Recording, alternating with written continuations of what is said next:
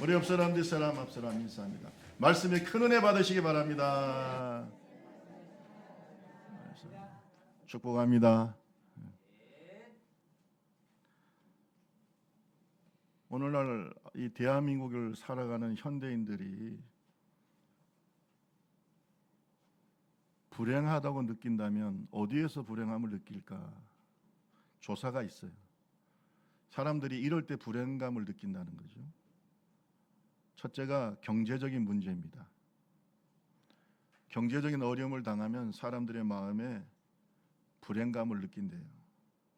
경제적 부담감, 또 여러 가지 경제적인 문제로 인하여 스트레스를 받고, 이럴 때 불행감을 느껴요. 우리가 코로나 때라든지 또 IMF 때라든지, 특히 IMF 때는 이혼율도 상당히 높아졌고요. 그때 가정이나 개인이 많이 불행함을 느꼈고요. 앞으로도 경제적으로 여러 가지 불안한 요소들이 많죠. 연금 문제라든지, 그죠? 우리 다음 세대들은 연금 문제가 심각합니다, 여러분. 연금 문제라든지, 또는 앞으로 국제 정세가 전쟁이 계속되니까 어떻게 될지, 이런 것들이 우리의 마음속에 여러 가지 불안감을 준다는 것이죠. 두 번째, 사람들이 불행감을 느낄 때는 언제냐면 자신의 능력이 부족하다고 느낄 때랍니다. 그래서 자기 능력에 대해서 불만족스럽고 또 여러 가지 실패를 경험하게 되면 마음속에 불행감을 갖게 된다는 거죠. 그래서 자신감이 자꾸 떨어지고, 자존감이 떨어지고, 또 성과가 나지 않고, 이러면 마음이 불행해진다는 거예요. 그 다음에 이제 세 번째가 뭐냐면 타인과의 관계예요. 사회적인 관계가 잘 안 될 때, 또는 뭐 실패하거나 또 고립되거나 외로움을 느낄 때 인간은 뭘 느낄까요? 사회적 존재이기 때문에 불행감을 느낍니다. 특히 뭐 우리나라도 지금 그렇습니다만 일본 같은 경우는 고독사가 굉장히 심각한 그런 사회적인 문제로 돼 있죠. 우리나라도 고독사의 문제가 심각합니다. 이게 그렇게 고독사에 빠질 때 인간의 마음은 굉장히 불행하겠죠. 행복하겠습니까? 그죠? 제가 이제 여기서 조금 주목하는 것이 이겁니다. 삶의 목적이나 의미가 부족할 때에 불행감을 느낀다. 저를 따라합시다. 삶의 목적이나 의미, 이것을 못 느낀다는 거예요. 이게 부족하다는 거예요. 내가 살아가는 삶의 목적에 대해서 의미를 찾지 못합니다. 이럴 때 인간은 허무감을 느끼고 불행감을 느낍니다. 이런 것을 가지고 심리 치료를 한 분이 있는데, 이게 빅터 프랭클이라고 하는 정신과 의사입니다. 이 빅터 프랭클은 아우슈비츠 수용소에 1944년 10월 19일 날 끌려갑니다. 아우슈비츠 수용소는 여러분 너무나 잘 알죠. 나치에 의해서 수많은 유대인들이 희생당한 그 수용소입니다. 1945년 4월 27일 미군에 의해서 해방될 때까지, 풀려날 때까지 거기에서 생활을 했어요. 한 1년 정도 되겠죠. 거기에서 자기는 살아남았고 또 자기 여동생도 살아남았는데 아내와 다른 모든 가족들은 희생됐어요. 이 아우슈비츠 수용소에서의 그의 경험은 그의 인생을 바꿔버렸어요. 그는 거기에서 중요한 것을 깨닫습니다.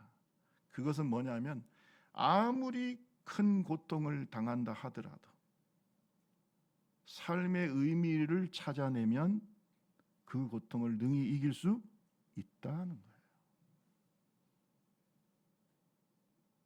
다시 얘기합니다. 사람의 주된 관심은 쾌락을 얻거나 고통을 피하는 데 있는 것이 아니라 삶의 의미를 찾는 데 있다. 우리가 예수를 믿다가 보면 여러 가지 고난을 당하지만 그 고난을 이기는 글은 그 고난 속에서도 나의 삶에 뭘 찾아야 된다고요? 의미를 찾는 거예요. 이 고통 속에서도 나는 살 의미가 있어. 하나님이 주신 사명이 있어. 아멘. 이 고통을 주신 하나님의 뜻이 있어 라고 의미를 찾게 되면 이긴다는 거예요. 이거는 빅터 프랭클 뿐만 아니라 많은 신학자들이 하는 얘기예요.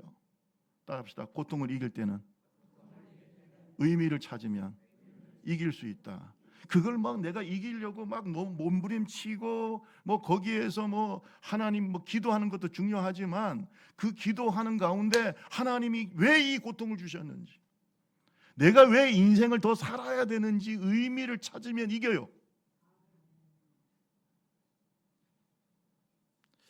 그는요, 이 아우슈비츠 수용소에서 두 인간을 발견합니다. 두 종류 인간. 한 종류의 인간은, 여러분 생각해 보세요. 그 아우슈비츠 수용소는 죽음을 앞두고 있는 거예요. 수많은 사람들이 죽어갑니다. 독가스실에서 죽어가. 그 죽은 시체들을 또 자기 동료들이 또 가족들이 치워요. 여러분, 이거는 지옥이 따로 없어요. 바로 거기가 지옥이에요. 사람들은 그렇게 물을 거예요. 신이 있다면, 하나님이 계신다면 왜 우리에게 이런 것을 주시는가? 그래서 생의 의미를 찾지 못한 많은 사람들은 쉽게 자기의 인생을 포기하거나, 그 다음에 중요한 것이 있어요. 짐승과 다름없이 산다는 거예요. 생의 의미를 잃어버린 사람들. 그러면 아예 포기를 하거나, 아니면 뭐예요? 그 남은 자기 인생을 짐승처럼 산대요. 이성 없는 짐승처럼. 또 어떤 사람들은 완전히 폐인이 돼버린다. 그런데 흥미롭게도 그러한 죽음의 공포가 있는 열악한 상황 속에서도, 그래도 여기에서도 자기의 인생의 의미를 찾으려고 노력했던 이 프랭클 같은 이런 분들은요, 거기에서도 고귀하게 살고 인간답게 살고, 그래서 살아나왔다는 거예요. 이게 그의 경험에서 나온 거예요. 사람을 존엄하게 만들고 영적인 존재로 만드는 것은 성찰이에요. 동의하시면 아멘. 하나님의 뜻을 깨닫는 거예요. 내 삶의 의미를 깨닫는 거예요.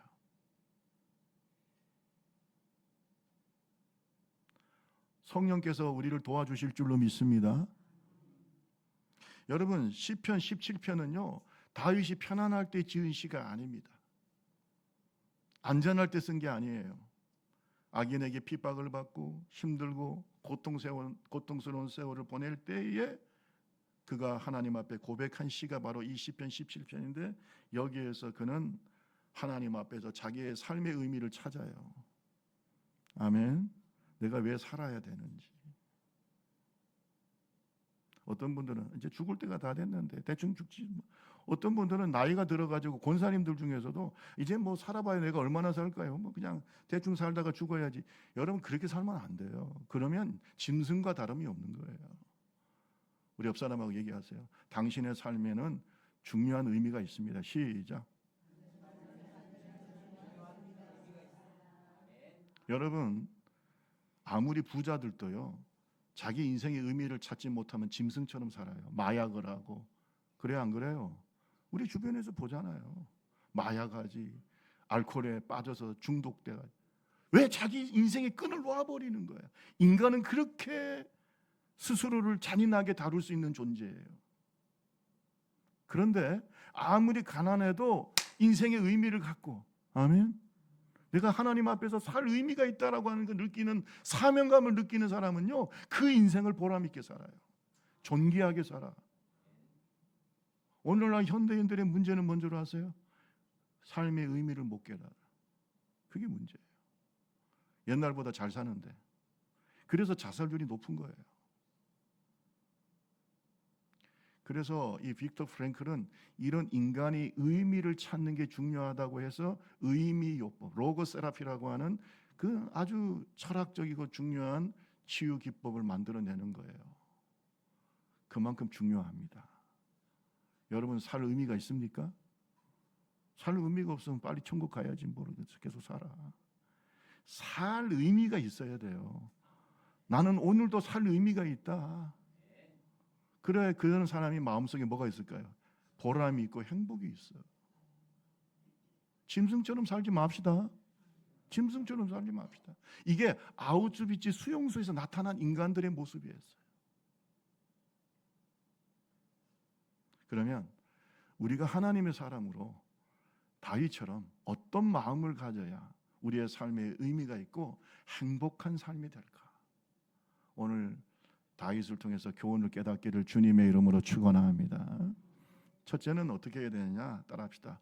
어떤 환경 속에서도, 좀 크게 따라하세요. 어떤 환경 속에서도 말씀을 따라갑시다. 말씀을 붙잡으세요. 말씀을 따라가세요. 길이 안 보이잖아요. 길이 안 보이지. 고난과 고통을 당할 때 하나님 보입니까? 안 보이고 그냥 환경의 어려움과 사람들로 인하여 배신과 그런 갈등과 미움이 가득할 때 길이 안 보여. 인생의 길이 안 보여. 그런데 하나님의 말씀은 내 발의 등이고 내 길에, 모르시는 것 같은데 따라합시다. 말씀은 내 발의 등이고 내 길의 빛입니다. 말씀을 따라가세요. 말씀을 따라가세요. 말씀을 놓지 마세요. 그러면 여러분 삶의 의미를 찾아요. 행복해져요. 자, 우리 다 같이 17장 3절에서 5절 말씀 볼까요? 17장 3절에서 5절. 주께서 내 마음을 시험하시고 밤에 내게 오시어 나를 감찰하셨으나 흠을 찾지 못하셨사오니 내가 결심하고 입으로 범죄하지 아니하리이다. 4절 다 같이 시작. 사람의 행사로 논하며 나는 주의 입술의 말씀을 따라 스스로 삼가서 포악한 자의 길을 가지 아니하였사오니 나의 걸음이 주의 길을 굳게 지키고 실족하지 아니. 10년 동안 사울에게 쫓겨다녔습니다.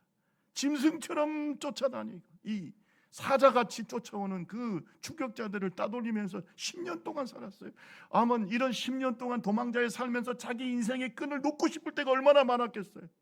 그저 그냥 사울하고 전면전을 벌려서 그냥 살든지 죽든지 한번 하고 인생 끝나고 싶을 때가 얼마나 많았겠어요. 여러분, 도망자의 삶이라는 것은 힘든 거예요. 그래 안 그래요?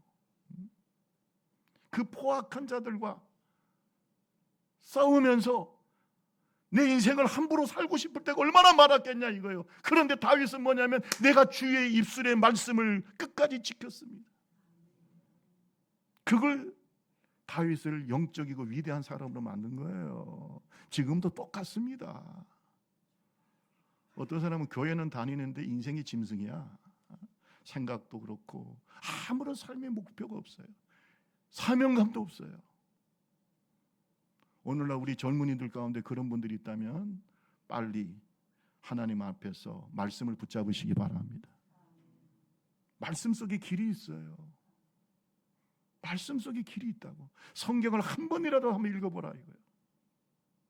성경책은 집에서 이렇게 구경하는 게 아닙니다. 아이고 성경 참 잘생겼네. 성경책 구경만 하고 있어 어떤 사람들. 옆에 놓고 아이고 성경책. 주일날 가면 이제 털어져 먼지 털어요. 요즘 또 성경책도 안 갖고 다녀. 또 교회 가면 성경책이 있다고. 참. 여러분 하나님의 말씀을 마음에 새깁시다. 신비에 새겨. 신비에. 아니면 짐승이 된다니까요. 짐승이 된다니까요.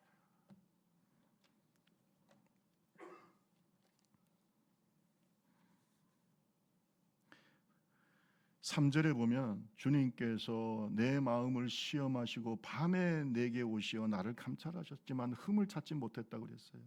여러분 밤이 뭡니까? 사람의 눈을 피할 수 있는 가장 은밀한 시간과 장소. 사람의 눈을 피해서 죄를 지을 수 있는 곳. 아시겠어요? 사람의 눈을 피해서 죄를 지을 수 있는 곳에서도 그가 하나님 앞에서 죄 짓지 않고 하나님 앞에서 정말 흠을 찾지 못할 정도로 살았던 것은 뭘 의지했기 때문에? 말씀을 의지했죠. 말씀. 따라합시다. 말씀 속에 길이 있습니다. 인생의 길이 말씀 속에 있어요. 그렇게 짐승처럼 그렇게 아무 의미 없이 이성 없는 사람처럼 살다가 영원한 지옥, 영원한 절망 속에 빠진다면 우리 인생이 얼마나 아깝고 얼마나 처량하고 내 존재 자체가 얼마나 불쌍합니까? 그렇지 않습니까? 오늘 이 방송을 듣는 분도 계실 거예요. 오늘 여러분도 계시지만 이 방송을 또 보는 분도 계실 거예요. 저는 말씀드립니다. 말씀 속에 길이 있어요. 동의하십니까? 말씀 속에. 말씀을 놓지 마세요.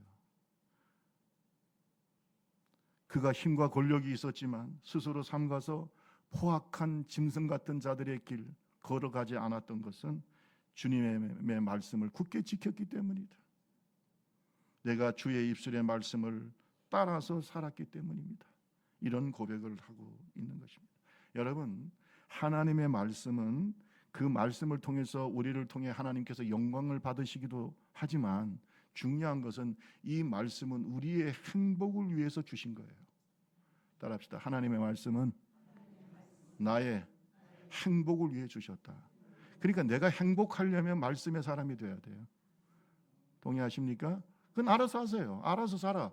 내가 그냥 그냥 불행한 마음으로 살다가 불행하게 내 인생을 끝나고 싶으면 말씀을 벗어나면 되는 거예요.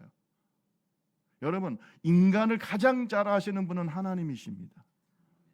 근데 하나님이 우리에게 이 말씀을 주신 목적은 우리를 뭐하게 하시기 위해서? 행복하게 하시기 위해서.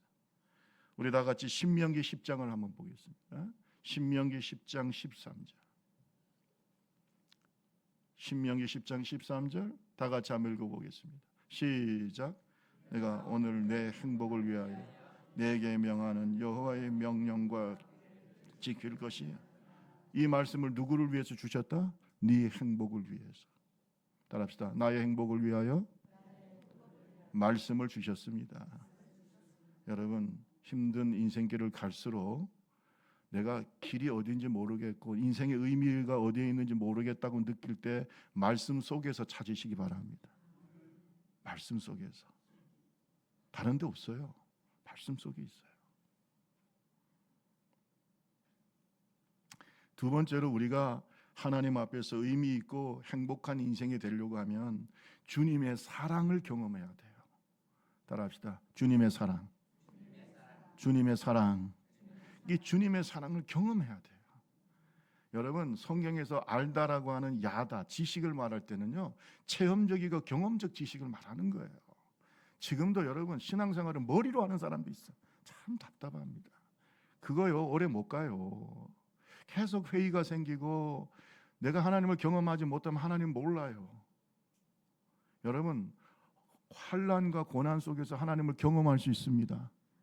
깊이 경험할 수 있어요. 저는 그래서 다윗이 10년 동안 쫓겨다녔던 그 고난은 다윗을 위대하게 만든 하나의 자양분이 됐다. 걸음이 됐다. 할렐루야. 그런 그 고난 속에서 그는 하나님을 깊이 만납니다. 하나님의 사랑을 경험해요. 어떻게 경험합니까? 기도를 통해서 경험해요. 따라합시다. 고난 당할 때 기도합시다. 고난 당하는 자가 있느냐? 기도해라. 왜 기도하지 않아? 살아계신 하나님께. 여러분 17장 1절을 한번 보실래요? 17장 1절. 다윗은 어떻게 합니까? 여호와여 의의 호소를 들으소서. 나의 울부짖음에 주의하소서. 거짓되지 아니한 입술에서 나오는 뭐를 받아달라고? 나의 기도의 귀를 기울이소서. 따라합시다. 나의 기도에 귀를 기울이소서. 여러분, 하나님 앞에서 행복하고 의미 있게 사는 사람은요, 고난 당할수록, 힘든 일을 당할수록, 길이 보이지 않을수록 하나님께 뭐 할까요? 기도하는데 그냥 기도하지 않아. 이 다윗과 같은 사람도 뭐라 그랬어요? 울부짖었다는 거예요. 거룩하시고 자비로우시고 은혜로우시고 천지 만물을 참, 이러한 그냥 우리 입에 붙은 말이 아니에요. 따라합시다. 마음을 토하는 기도. 하나님 못 살겠어 그냥. 제가 기도원 있을 때 보면 주여 하는데 나중에 보니까 죽여 이렇게 나와요. 소리가 주여가 강력하게 들리면 이게 죽여가 돼요.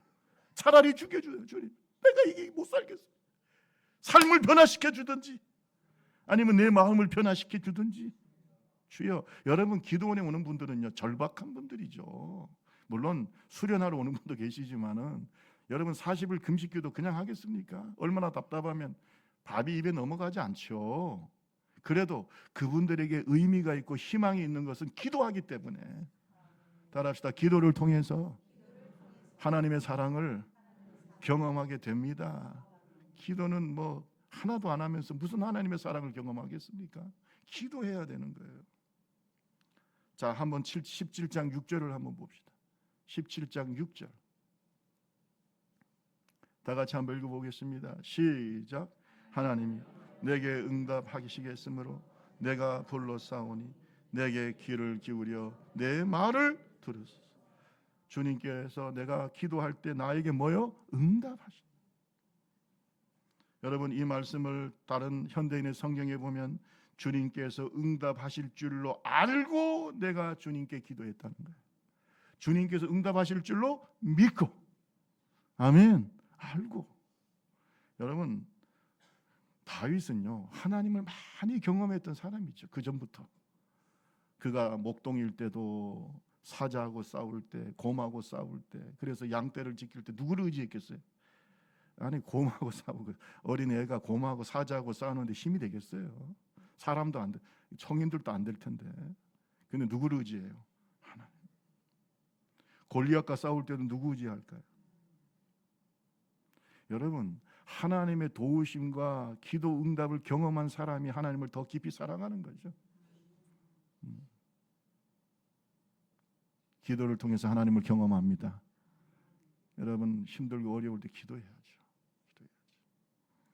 사무엘상 17장 46절 47절에 보면 골리앗과 싸우러 나갈 때 다윗이 믿음으로 기도합니다. 오늘 여호와께서 너를 내 손에 넘기시리라.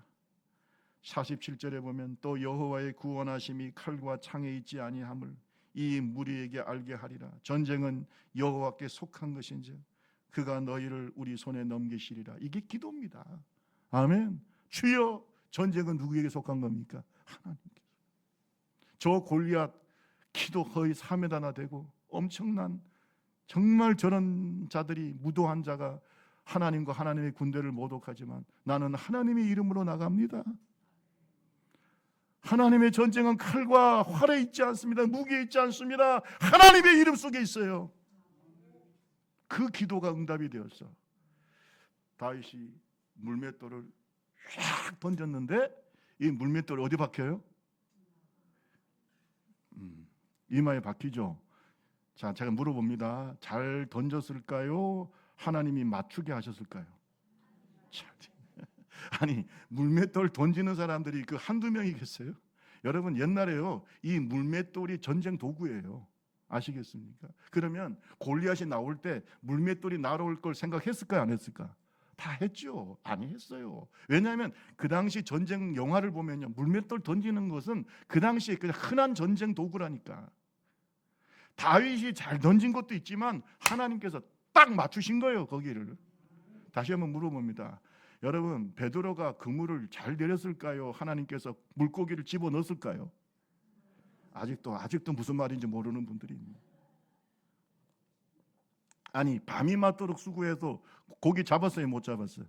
근데 그날은, 그것도 낮에 그물을 던졌는데 그물이 찢어지도록 잡았어. 그러면 다시 물어봅니다. 그러면 그물을 잘 던졌은 거예요? 아니면은 하나님께서 몰아 넣은 거예요? 아직도 무슨 말인지 모르는 분들은 참 답답합니다. 다시 자, 다윗이 잘 던졌을까요? 아니면 하나님께서 맞추셨을까요? 할렐루야. 하나님은 다윗의 기도를 어떻게 하신 거예요? 들으신 거예요. 그래서 다윗은 그런 경험이 있는 거예요. 지금 사울이 자기를 죽이려고 쫓아다니고 많은 추격자가 있지만 하나님만이 나를 도와주실 수 있어요. 하나님만. 따라합시다. 내가 주님께 피합니다. 할렐루야. 주님께 피해. 여러분, 사회생활 하다가 어려울 수 있습니다. 가정의 어려움도 올 수 있어요. 주님께 피하세요. 기도해요. 우리 옆 사람하고 하세요. 기도하면 하나님의 사랑을 경험할 수 있습니다. 빨리 시작.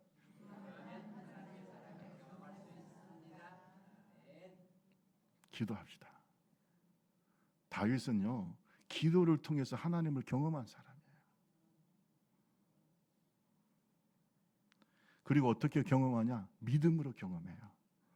주님께서 내 기도를 들으실 줄로 어떻게 해요? 믿고 기도하는 거예요. 어떤 사람은 기도 열심히 하고 난 다음에 나갈 때도 이러고 이게 될까? 그럼 그런 기도를 왜 합니까? 하나님은 내 기도를 들어요. 그리고 응답해 주세요? 안 해주세요? 해주세요. 17장 7절에서 9절에 보면 다윗의 믿음이 나와요. 우리 같이 한번 읽어볼까요? 주께 피하는 자들은 시작. 주께 피하는 자들 그 치는 자들에게 오른손으로 구원하시는 주여 주의 기이한 사랑을 나타내소서. 나를 눈동자같이 지키시고 주의 날개 그늘 아래 감추사. 9절 내 앞에서 나를 압제하는 악인들과 나의 목숨을 노리는 원수들에게서 벗어나게. 아직도 원수들이 쫓아다니고 나를 죽이려고 하지만 내가 누구께 피해요? 주님께 피해. 왜? 주님께서 주의 오른손으로 나를 구원하실 줄로 믿습니다. 주님의 기이한 사랑을 나타내실 줄로 믿습니다. 기이한 사랑이 큰 사랑을 말하는 거예요. 여러분을 하나님이 보호하세요. 어떻게 보호하시냐? 천군 천사. 아멘 하시는 분들은 그냥 믿음이 좋은 분들인 것 같아요. 천군 천사로 하나님이 보호하세요. 김상회 목사가 가면은 여러분 눈에 안 보이지만 수호 천사가 따라다닌다니까. 비서가. 못 보셨으면 그냥 모를 거예요. 근데 아시는 분도 있어요. 김상회 목사가 가면 천군 천사, 특히 수호 천사가 따라다녀. 김 목사 보호해야지. 여러분도 똑같습니다. 여러분이 기도할 때 그 기도를 누가 받아서 올라가요?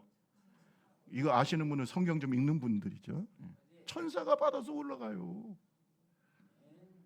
예? 그 기도가 보통 기도입니까? 성도의 기도가 보통 기도냐고요. 그걸 경험하지 못한 사람이 무슨 하나님을 알아요? 응? 그러니까 자꾸 인생이 불행한 거야. 기도 응답을 받지 못하는 사람들은 불행해요. 교회를 다녀도. 그런데 날마다 하나님의 은혜를 경험하고 기도 응답을 경험하는 사람들은 하나님이 바로 지금 나와 함께 계신 걸 아는 거예요. 근데 무슨 불행한 마음이 들까요? 기도를 통해서 믿음을 통해서 하나님을 경험합시다. 하나님의 기이한 사랑을 경험하시기를 주님의 이름으로 축원합니다. 한 말씀만 더 드릴게요. 따라합시다. 영원한 축복을 바라봅시다. 여러분 다윗은요 자기를 쫓아다니는 이 육에 속한 사람들은 이 땅의 복만 구하는 사람이라고 했어요. 여러분 이 땅의 복만 구하는 사람들은요 허무합니다. 왜? 이 땅과 함께 모든 것이 어떻게 해요? 다 사라져버려요. 인생의 영광이라는 것은 들풀의 꽃과 같습니다. 여러분 살아보셔서 알잖아요. 우리 옆 사람하고 물어보세요. 살아보시니까 이 땅의 영광은 어떻습니까? 시작. 대답을 해주세요. 어때요? 여러분이 그 아름다운 미모, 제가 우리 권사님들을 보면요, 요즘 우리 권사님들이 그래요. 아이고 목사님 저는요 사진 안 찍을래요. 목사님 저는 거울 안 볼래요. 이해가 돼요. 왜? 그 꽃다운 나이가 있었을 거 아니에요. 28 청춘, 28에 16, 16, 17, 그 이빨 청춘. 예? 그때 그 아름답고 꽃다운 나이가 다 있었잖아요. 제가 볼 때는 우리 교회는 기본이 미인이야. 우리 권사님들 보면은 참 예뻤을 것 같아요. 그때 그 모습을 계속 마음속에 갖고 싶을 거 아니에요. 근데 나이 드니까 어떻게 돼요? 미스 코리아도 별별 일 없더라고. 미스 코리아도 별별 일 없어요. 그냥 다 뭐가 돼요? 할머니. 할머니 세 글자로 다 끝나. 그러면 할아버지도 마찬가지죠. 그런데 여러분 잘 보세요. 그 모습을 가만히 보면 인생은 뭐예요? 허무하죠. 따라합시다. 인간의 영혼은 죄송해요. 인간의 영광은 들풀의 꽃과 같아. 금방 시들어 버리는 거야. 다 시들어 버려. 우리 집사님들도 보면은 저렇게 머리가 안 벗겨졌거든 옛날에. 다 머리가 근데 총각 때 보면은 말이죠 미남들이야. 선글라스 딱 끼고 사진 찍고. 근데 나이 드니까 어쩔 수 없어 그냥. 어쩔 수 없잖아요. 힘도 없잖아. 자꾸 힘도 없어져.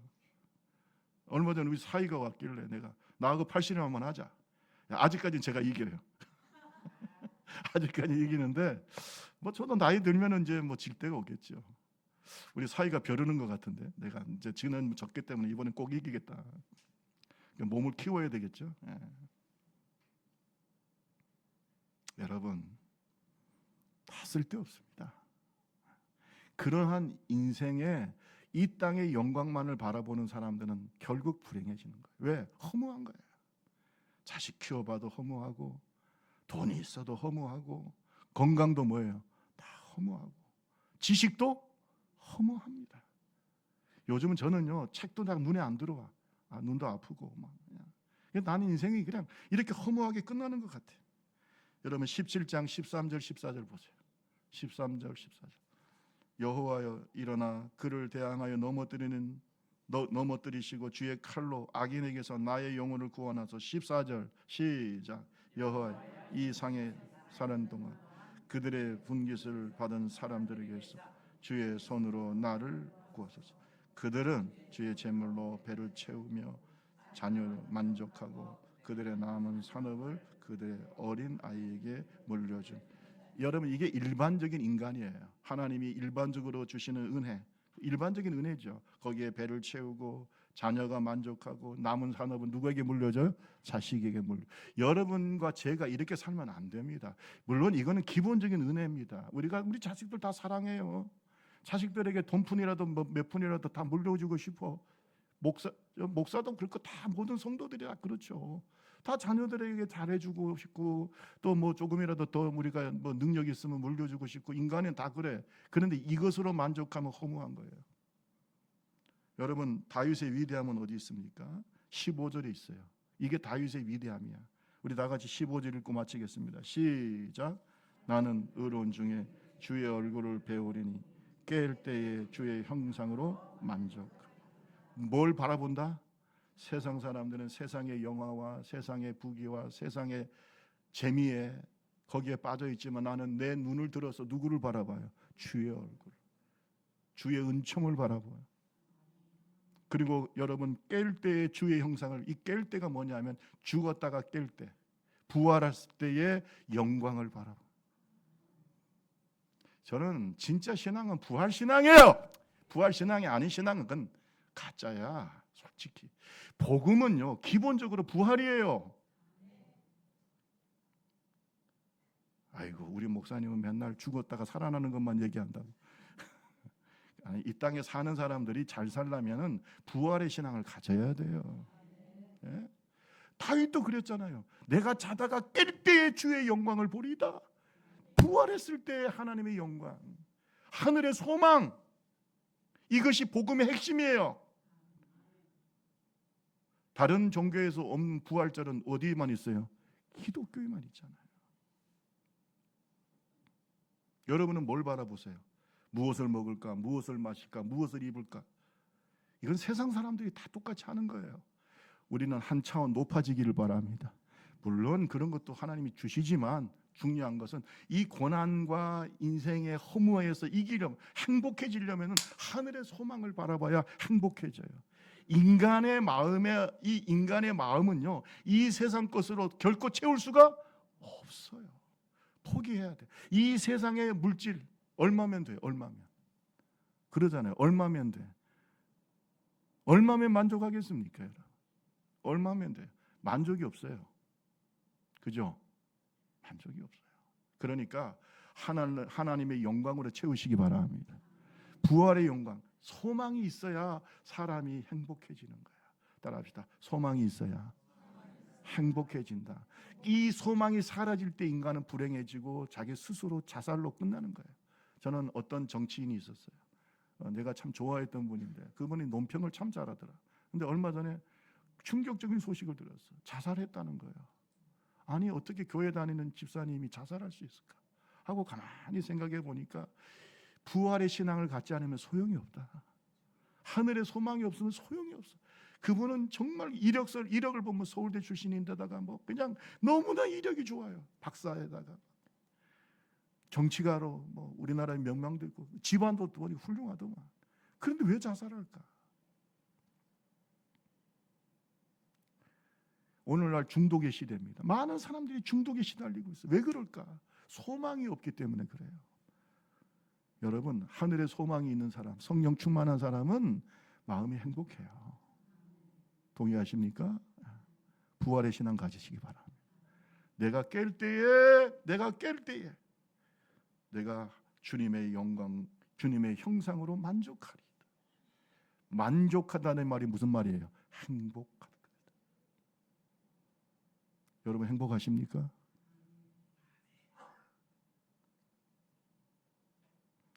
신명기 33장 29절을 제가 말씀드립니다. 마치겠습니다. 신명기 33장 29절에 이스라엘이여 너는 행복한 사람이라. 여호와의 구원을 너같이 얻은 백성이 누구냐? 그는 너를 돕는 방패시며 너의 영광의 칼이시로다.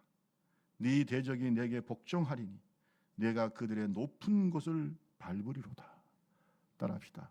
이스라엘아, 너는 행복한 사람이다.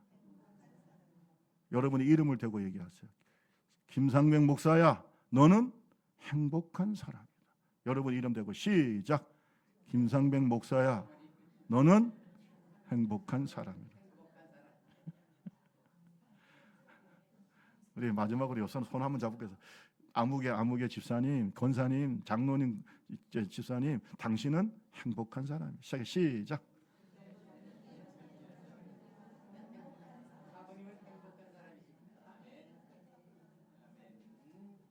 왜요?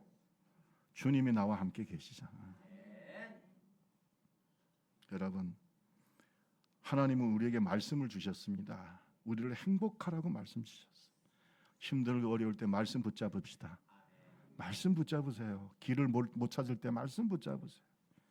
여러분, 아무리 어려워도 믿음의 기도를 쉬지 맙시다. 기도를 통해서 하나님의 큰 사랑을 경험하게 된다. 여러분, 세상 사람들처럼 이 땅의 복만 바라보지 말고, 이걸 기복신앙이라고 하죠. 여러분, 이 땅의 복만 바라보면 우울해집니다. 왜? 소망이 없어요. 그러나 주님의 은혜로운 얼굴을 바라봅시다. 하늘의 소망을 가집시다. 부활의 신앙을 가집시다. 그러면 오늘 우리의 마음에 행복이 넘치게 될 줄로 믿습니다. 우리 다 같이 찬양하시고 함께 기도하겠습니다. 주님의 은혜로 살아가는 당신은 하나님의 사람.